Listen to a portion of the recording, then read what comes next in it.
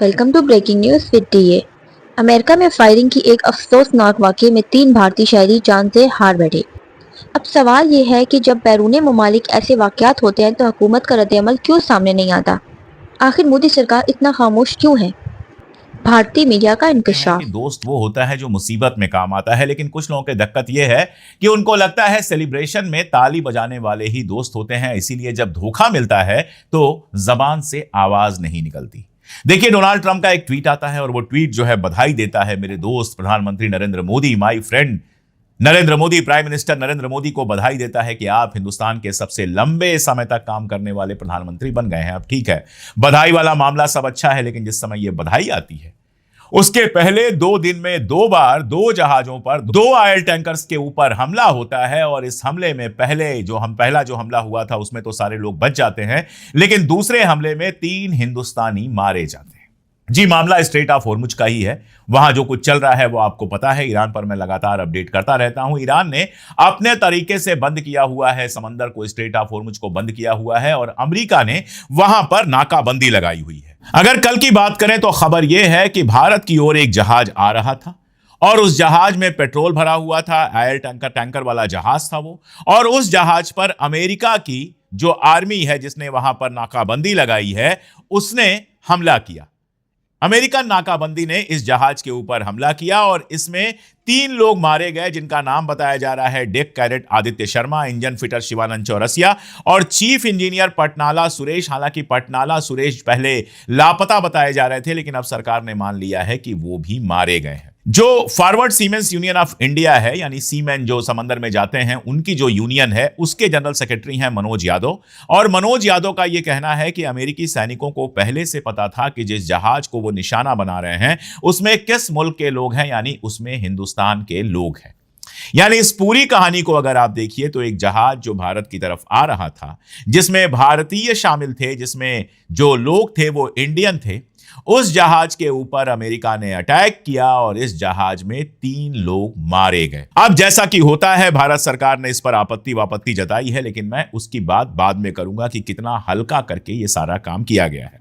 इस जहाज को भी जो रोका गया है ये ओमान की खाड़ी में रोका गया है, गल्फ ऑफ ओमान में रोका गया है, वहीं पर गोलीबारी हुई है। लेकिन यह पहली घटना नहीं है। इसके ठीक पहले 24 घंटे के अंदर 2 घटनाएं हुई हैं। इसके ठीक पहले एक और घटना हुई थी। ओमान की खाड़ी में एक खाली तेल टैंकर था। उस तेल टैंकर को अमेरिका ने रोका और उसके ऊपर गोलीबारी की, उसमें आग लग गई। इस टैंकर के ऊपर पलाऊ का झंडा लगा था, पलाऊ देश का झंडा लगा था। एमटी मारिवेक्स नाम का यह जहाज था और ओमान की खाड़ी से यह ईरान की तरफ जब जा रहा था तब उसको निशाना बनाया गया। यूएसएस अब्राहम लिंकन जो वहां पर अमेरिका का जहाज है, वहां से FA-18 सुपर हार्नेट जो विमान है, उनका जो फाइटर जेट है, उसने हमला किया और इंजन और स्टीयरिंग वाले हिस्से में गोली मारी गई, आग लग गई। और आग लगने की वजह से जो 24 नागरिक उसमें भारत के थे वो खतरे में आ गए। हालांकि इन 24 नागरिकों को बचा लिया गया है, कोई मारा नहीं गया है, लेकिन यह सीधा हमला किया गया। अब आप देखिए कि भारतीय रक्षा मंत्रालय के रणधीर जायसवाल साहब ने जो बयान दिया, उस बयान में उन्होंने क्या कहा। उन्होंने कहा कि पलाऊ देश का झंडा लगे इस जहाज पर 24 भारतीय नाविक थे, यह ओमान के पास बंद हो गया।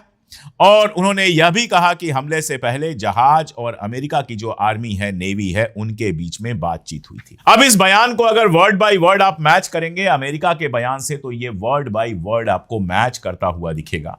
जो क्लोज वाला शब्द इस्तेमाल किया गया अमेरिका ने, वही क्लोज वाला शब्द भारत ने भी इस्तेमाल किया। अगर वाकई इस तरह की घटना होती किसी और मुल्क की तो क्या होता, इसका एग्जाम्पल हमारे पास है। ऐसे ही एक जहाज थी जिस पर ईरान की गोलाबारी से नुकसान हुआ था, महीने भर पहले की बात है। भारत ने ईरान के राजदूत को बाकायदा बुलाकर उनसे बात की, उनको चेतावनी दी कि आपके मुल्क ने हमारे जहाज के ऊपर हमला किया है। और सारे गोदी मीडिया में यह खबर प्राइम टाइम में चलाई गई कि ईरान ने भारतीय जहाज के ऊपर हमला कर दिया। तो जब ईरान ने स्ट्रेट ऑफ होर्मुज, जिसको उसने बंद करके रखा है, वहां से आपने जहाज गुजारी, तो जब ईरान ने यह काम किया तो आपने ईरान को पलट के जवाब दिया। ईरान के राजदूत को आपने बुलाया, एम्बेसडर को आपने बुलाया, जवाब तलब किया और सारी चीजें हुई।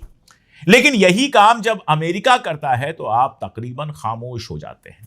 अमेरिका के एम्बेसडर को बुलाकर बात करने की हिम्मत नहीं है। आज भी जो बयान आया है जो दूसरी वाली घटना के बाद बयान आया है उसमें मिसाइल अटैक का नाम तो लिया गया है, लेकिन अमेरिका का नाम नहीं लिया गया है। अमेरिका की तरफ उंगली नहीं उठाई गई है, सिर्फ कहा गया है मिसाइल अटैक हुआ। इससे यह साबित होता है कि आप अमेरिका का नाम लेने से डर रहे हैं, जबकि अमेरिकन कमांड खुद यह जिम्मेदारी ले चुका है कि यह हमला हमने किया था, हमने क्लोज अप किया था इस जहाज को, हमने रोका था इस जहाज को। लेकिन भारत सरकार अमेरिका का नाम लेने से डर रही है। बताइए, डोनाल्ड ट्रंप की बधाइयों का हम क्या करें? हमारे 3 लोग मारे गए, हमारे 3 सैनिक मारे गए और हम खामोश बैठे हैं। ऐसे ही आपको याद होगा कि यूनाइटेड नेशन की जो सेना होती है, शांति सेना होती है, उसमें हमारे एक भारतीय ऑफिसर थे जो इजराइल के हमले में इजराइल के अंदर मारे गए थे। उस पर भी भारत सरकार ने कहीं कोई बड़ा कदम नहीं उठाया, तकरीबन खामोशी बनी रही। और हमारे जैसे कुछ लोगों को याद होगा, बाकी लोग तो ये भूल भी चुके होंगे कि इजराइल के अंदर एक भारतीय सैन्य ऑफिसर, आर्मी ऑफिसर मारा गया है। इसका मतलब क्या है? इसका मतलब यह है कि अमेरिका से रिश्ते बनाए रखने के लिए भारत सरकार अपने नागरिकों, अपने सिविलियंस की हत्या पर भी तकरीबन खामोश हो जाती है। बहुत लंबी बात करने का मतलब नहीं है, घंटों बात की जा सकती है और भी 50 एग्जाम्पल दिए जा सकते हैं, लेकिन यह लगातार देखा जा रहा है कि अमेरिका के सामने हम लगातार झुकते जा रहे हैं। तमाम अखबारों की रिपोर्ट्स, चाहे आप यूरोप की रिपोर्ट देखें, यूरोप के अखबारों की रिपोर्ट देखें, अमेरिका के अखबारों की रिपोर्ट देखें, हिंदुस्तानी अखबारों की रिपोर्ट देखें, वो साफ बता रहे हैं कि हमारी इकोनॉमी लगातार गड्ढे में जा रही है, बड़ा खतरा है हमारे सामने। वो साफ बता रहे हैं कि रुपया जिस तरह से एशिया की सबसे खराब करेंसीज में शामिल हो गया है, जिस तरह से हमारे शेयर मार्केट से लगातार पैसा बाहर निकल रहा है, वो एक बड़े खतरे की तरफ इशारा कर रहे हैं।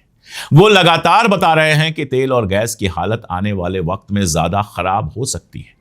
और इन सब के बावजूद हमारे यहां सेलिब्रेशन हो रहा है, और सेलिब्रेशन भी किस बात का हो रहा है कि नेहरू जितने दिन प्रधानमंत्री रहे, हम उससे ज्यादा प्रधानमंत्री रह गए।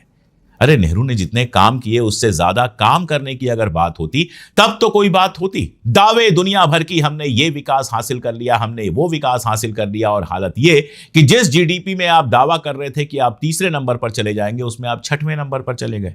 शेयर मार्केट का अगर कैप के रूप में देखें आप, तो आप 7वें नंबर पर चले गए। मार्केट कैप के रूप में, मार्केट कैपिटलाइजेशन के रूप में अगर आप देखें तो आप 7वें नंबर पर चले गए। साउथ कोरिया और ताइवान जैसे देश आपसे आगे निकल गए। रुपया लगातार गिरता जा रहा है, गैस की कीमत बढ़ी है, तेल की कीमत बढ़ी है, और तमाम जगहों से ये रिपोर्ट्स आ रही हैं कि तेल की कमी हो रही है, लोगों को पेट्रोल और डीजल नहीं मिल पा रहा है। ये सारा कुछ जिस देश में चल रहा है, वहां झाल मुड़ी खाकर सेलिब्रेशन किया जा रहा है। और हमारी जो मीडिया है वो ये सवाल नहीं पूछ रही है कि अमेरिका लगातार 24 घंटे में 2 बार भारतीय नागरिकों से भरी जहाजों पर हमला करता है, और हम इतना ठंडा, इतना हल्का बयान देकर रह जाते हैं। हमारी हिम्मत नहीं पड़ती है कि जैसे हमने ईरान के राजदूत को, एम्बेसडर को बुलाया था और बात की थी, जवाब तलब किया था, वैसे ही हम अमेरिका के एम्बेसडर को बुलाकर भी जवाब तलब करें।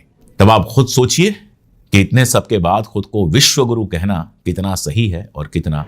अगर वीडियो पसंद आई हो तो लाइक करें, और मज़ीद ऐसी वीडियोस के लिए हमारे चैनल को सब्सक्राइब करें और बेल आइकन को प्रेस करना मत भूलिएगा, ताकि हमारी नई अपडेट सबसे पहले आप तक पहुंच सके।